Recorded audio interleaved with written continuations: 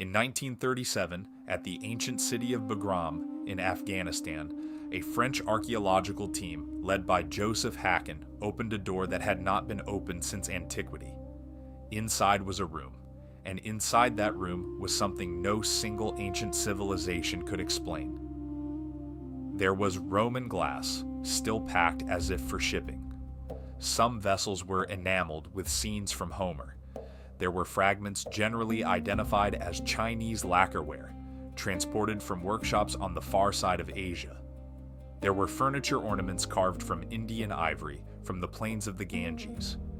3 ancient worlds had ended their journeys in the same room at the foot of the Hindu Kush. Hacken knew who had brought them there. What he did not know, what almost no one still remembers, was who had governed the ground between. For nearly 2 centuries, one empire stood at the center of the roads connecting Rome to China. Its rulers minted gold coins carrying Greek letters and Iranian gods. Its cities housed Buddhist monks, whose translations would reach Chinese emperors. And yet the Kushans, as they called themselves, are almost absent from the popular story of the ancient world. This is the story history tried to erase. By the end of this video, you will understand how the Kushan Empire connected 3 ancient worlds. You will also understand why the map we inherited pretends it was never there. Chinese court historians describe a people they called the Yuezhi, who lived somewhere along the northwestern frontier of Han China. Their exact origins are debated, but on one point the sources agree. During the 2nd century BCE, the Xiongnu defeated them and drove much of their population westward. One Chinese account preserves a grim detail. The defeated Yuezhi ruler was killed, and his skull was turned into a drinking cup by the Xiongnu chief. That migration was not a single disciplined march across an empty map. Imagine yourself among them. You are a child born into a caravan of families, herds, warriors, and rival elders moving over years, perhaps across more than 1 generation, through territories already occupied by other peoples. Some of your kin stay behind and vanish from the record. Others push through the Tarim Basin and deeper into Central Asia. And when you finally reach a land your grandparents once heard rumors of, a land called Bactria, you find that its walls, its coins, and its language are not what you expected. What you are about to walk into will not just be conquered, it will change what you become. Bactria was not a frontier waiting for conquerors. It had been one of the richest regions taken by Alexander the Great, and after his death, Greek-speaking dynasties had established kingdoms there and across parts of northern India. They founded cities. They maintained mints that issued silver in the Greek weight standard. They used Greek titles to describe royal authority. And they adapted themselves to a world already shaped by Iranian, Central Asian, and Indian traditions. By the time the Yuezhi arrived, however, this Greek political order had already fragmented. Rival dynasties fought each other for territory. Frontier pressures had increased. Indo-Greek rulers had divided themselves across separate centers of power. The Yuezhi did not destroy one stable Greco-Bactrian empire in a single blow. They entered a landscape already weakened by decades of internal conflict, and they gradually inherited its cities, its roads, its mints, and its administrative habits. This distinction changes everything. The Kushan story is not one civilization replacing another. It is one people absorbing what a fractured civilization had left behind. Greek political rule disappeared, but parts of its institutional and cultural legacy survived, including an alphabet that would later be used to write the Bactrian language of the Kushan court. The conquerors changed the world they inherited. That inherited world also changed them. But there was one problem. The Yuezhi were not yet a single power, and before any of them could inherit anything from the Greeks, they would have to decide who among themselves was going to rule. Chinese court sources describe their new territory as divided among 5 principalities. One of these was called Guishuang, the Chinese name from which the word Kushan is derived. 4 other principalities held their own courts, their own armies, and their own ambitions. Whoever could bind them into a single political body would inherit not just Bactria, but everything the successors of Alexander had once claimed. That person was already alive when Guxuang was still one voice among five. His name would survive in Chinese chronicles and on his own coins, and almost nowhere else. The person who bound the five principalities has almost no personal history. Kujula Kadphises appears in Chinese chronicles and on his own coins, and almost nowhere else. The later Han history, compiled centuries after his death by the historian Fan Ye from earlier records, states that Kujula unified the five Yuezhi principalities under his own authority, took the royal title, and then crossed into the territories south of the Hindu Kush. His coins tell the same story from a different angle. Early Kujula issues in the north imitate Greek and Indo-Greek prototypes, recognizable to markets that still remembered Hellenistic authority. Later issues, struck as his power extended south into what is now Pakistan, take on Indian conventions and heavier weights. His portraits show him in a distinctly non-Greek style. He is bearded, wearing conical headgear, gazing sideways rather than in the Hellenistic royal profile.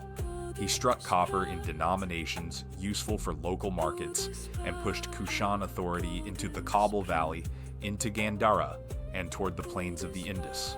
Kujula died as an old man. He had turned five feuding groups into one dynasty.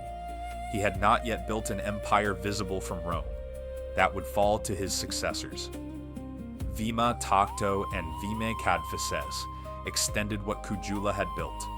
Under them, Kushan armies pressed further into northern India, and the imperial economy shifted onto a heavier standard. Vima Kadphises introduced gold coinage on a Roman standard, struck at the same weight as the imperial aureus that flowed east through Egyptian ports and Indian Ocean routes. This was not a symbolic gesture. It was a fiscal decision. The Kushans were tying their treasury to the currency in which long-distance trade was already priced. To hold a Vima Kadphises aureus was to hold a coin recognized in Alexandria, in Baragaza on the Indian coast, and in the counting rooms of merchants who never met. For a brief window in the 2nd century, some of the wealthiest gold in the world outside the Roman Mediterranean was minted in the mountains of Afghanistan. But it was not Vima who would make the Kushan name into something a Roman merchant could no longer ignore. That would take a different kind of ruler. Then came Kanishka. No ancient chronicle preserves a continuous life of Kanishka. What survives is scattered. Inscriptions carved on stone at Rabatak in northern Afghanistan and at Surk Kotal. Images minted on coins. Later Buddhist tradition that transformed him into a patron figure. Modern historians place his reign in the 2nd century of the Common Era, though the exact date of his accession is still debated. His coinage speaks louder than any surviving biography. The inscription on his coins is in the Bactrian language, written in Greek-derived letters. On the reverse of one of the most striking issues, the goddess Athena Alkidamos hurls a thunderbolt. On another, the four-armed god Osho, closely associated with Shiva traditions, stands with a trident and animal skin. On a third, a small standing figure represents the Buddha, one of the earliest confirmed depictions of the Buddha on a coin. Think about what this coinage says. A single royal treasury issued Greek goddesses, Iranian and Indian deities, and Buddhist figures. Not in 3 separate mints for 3 separate populations, but in overlapping series, sometimes in the reign of one king. No empire before Kanishka had attempted anything like this on a coinage that circulated across 3 cultural worlds at once. He was not endorsing a single religion. He was signaling to a mixed empire that its many gods had a place inside a single political order. The Rabatak inscription, discovered in 1993 and read in the years that followed, added something no historian had before: an official Kushan royal genealogy. It named the ancestors of Kanishka and confirmed the sequence Kujula, Vima Takhto, Vima Kadphises, Kanishka. Historians had assembled that sequence from coins with real effort and some guesswork. A single damaged stone corrected them. And just as the empire reached its greatest cultural reach, something else began to move on its western frontier, something none of the successors of Kanishka would be able to absorb. By the middle of the 2nd century of the Common Era, the Kushans governed a corridor stretching from Central Asia to northern India. Their cities included Mathura on the Yamuna and Peshawar in the northwest, together with older Bactrian centers north of the Hindu Kush. Their trade routes touched the ports of the Indian Ocean on one side and the caravan tracks approaching Chinese frontier garrisons on the other. This is when Begram becomes intelligible. The 2 rooms sealed at Begram were not the vault of an ordinary merchant. The Roman glass was intact, unused, still packed in what the excavators interpreted as its original shipping arrangement. Some vessels were enameled with scenes from Homer. Others were cut from clear crystal in workshops of the Eastern Mediterranean. The ivories had once decorated furniture that had decayed around them, leaving the carved plaques behind in the shape of the pieces they had ornamented. Thrones, chests, cabinets whose wood was gone. The lacquer fragments were far from any Chinese kiln, transported over routes that no single caravan could have covered in a single lifetime. These were not the possessions of a family. They were, most plausibly, the reserves of a royal or noble household. Objects held as wealth, or awaiting redistribution that never came back into the light, because whoever intended to open the rooms never returned. Something happened. A raid, a defeat, a political collapse, a change of dynasty. Whatever it was, it happened fast enough that the doors were sealed, but slow enough that they were sealed deliberately, with the treasures inside intact rather than looted. And then for something like 18 centuries, no one opened them again. Whoever the officials who sealed those doors were afraid of, they were right to be afraid. Under Kushan authority, monks and translators moved along the same routes as the traders. Buddhist texts and images traveled from Gandhara and Mathuran workshops northward across the passes, into the oasis cities of the Tarim Basin, and eventually to the Han and post-Han courts of China. The stone Buddhas of Gandhara, standing in draped robes carved in a style historians trace to Greek sculptural conventions, were themselves an argument that this transmission was happening. A religion born in India was being represented in a form the Mediterranean would have recognized, in workshops governed by a dynasty descended from Central Asian refugees. One name preserved in Chinese Buddhist tradition makes this concrete. Lokaksema, remembered as one of the earliest translators of Mahayana Buddhist texts into Chinese, arrived at the Han capital of Luoyang in the 2nd century of the Common Era, and Chinese sources record him as a Yuezhi, that is, as a man from Kushan lands. The texts he translated, including some of the earliest Chinese versions of the Perfection of Wisdom literature, entered the Chinese Buddhist canon through routes that ran back across Central Asia into the empire we are now trying to remember. The Kushans did not manufacture Buddhism. Buddhism was already old, but the empire held the ground on which Buddhist teachers, texts, patrons, and images could move without a single frontier stopping them.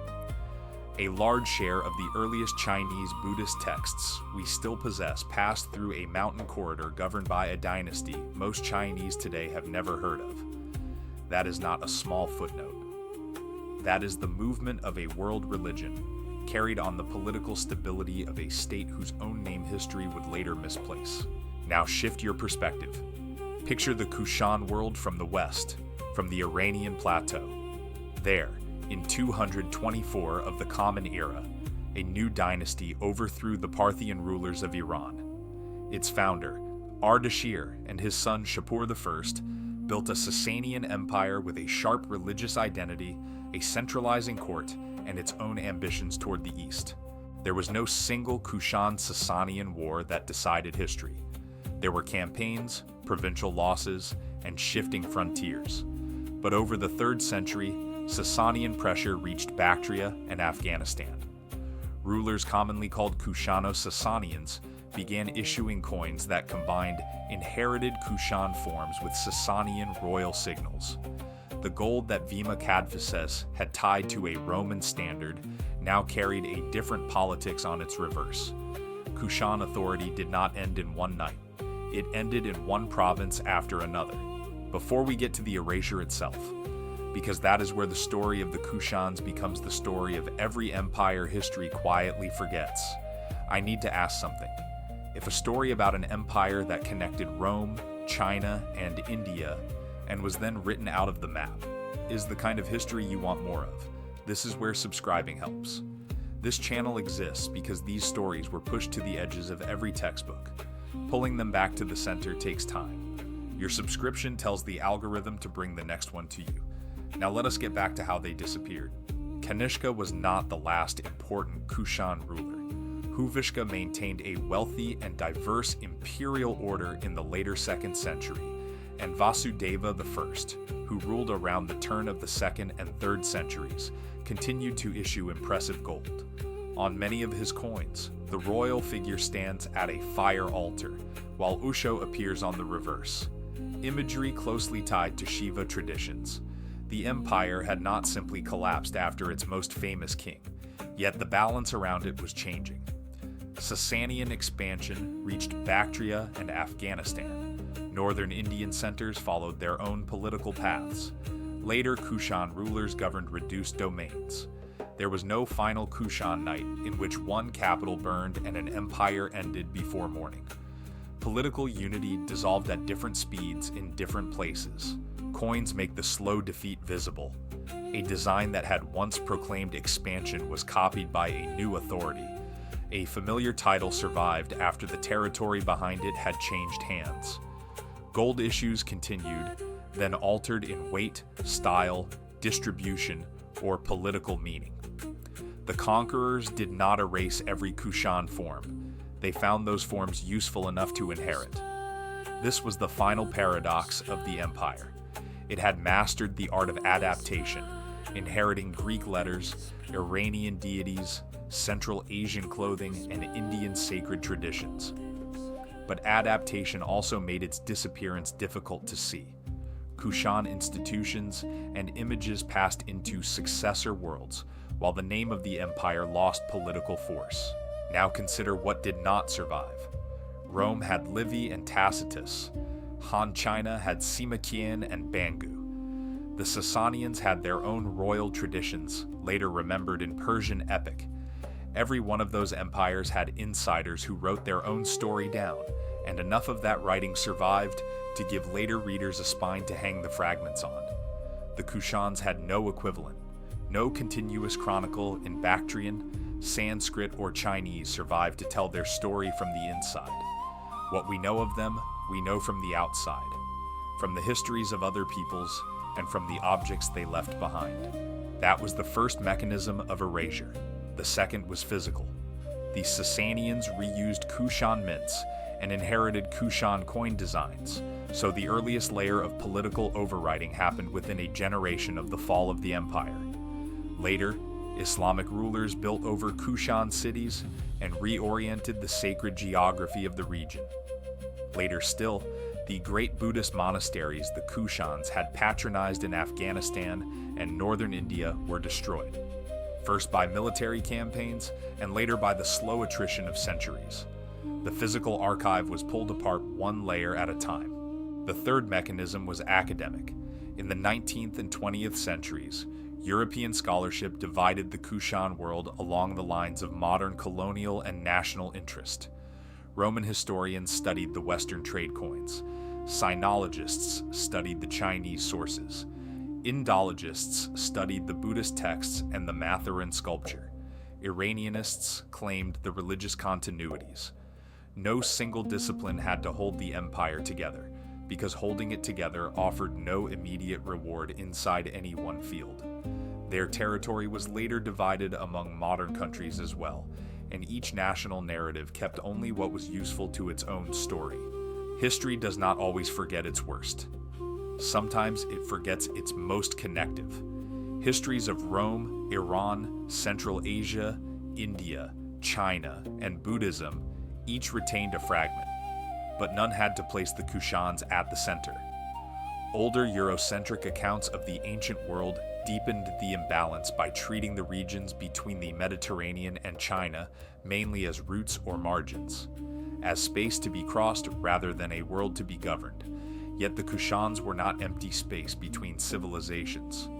They were a political world with their own rulers, their own languages, their own religious strategies, cities, and ambitions. They became peripheral in several separate histories precisely because they had once been central to all of them. The Kushans did not return through a surviving chronicle. They returned in fragments. Coins emerged from the soil of Afghanistan, Pakistan, India, and Central Asia, carrying unfamiliar kings, unfamiliar gods, and Bactrian words written in Greek-derived letters. Inscriptions at Surk, Kotal, and Rabatak restored royal names and relationships. Sculpture preserved the work of Gandharan and Matharan artists. Chinese histories recorded displaced Yuezhi, distant diplomacy, and rulers whom modern scholars struggled to match with the names on the coins. No single discovery rebuilt the empire. A damaged inscription corrected a genealogy. A coin sequence revealed political change. A Buddha image recorded artistic exchange. The translations of Lokaksema showed that ideas traveling through Central Asian networks could acquire a second life in China. Each fragment preserved what a lost Kushan narrative could no longer explain. And then there were the two sealed rooms. The Roman glass survived because it was not used.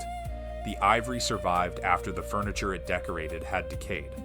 The lacquer fragments survived after the people who stored them failed to return. These are not merely proofs of luxury. They are witnesses to journeys completed and to one final journey that never happened. The journey back through the sealed door. The Kushans did not unite Rome, China, and India under one government. They did something more historically plausible and, in some ways, more remarkable. They controlled crucial territories where separate systems could meet without becoming one system. They turned mountain passes into political corridors. They inherited a Greek-ruled landscape, used an Iranian language written in Greek-derived letters, governed northern Indian cities, and supported the conditions through which Buddhist texts and images traveled toward China. Their greatest achievement also explains their disappearance.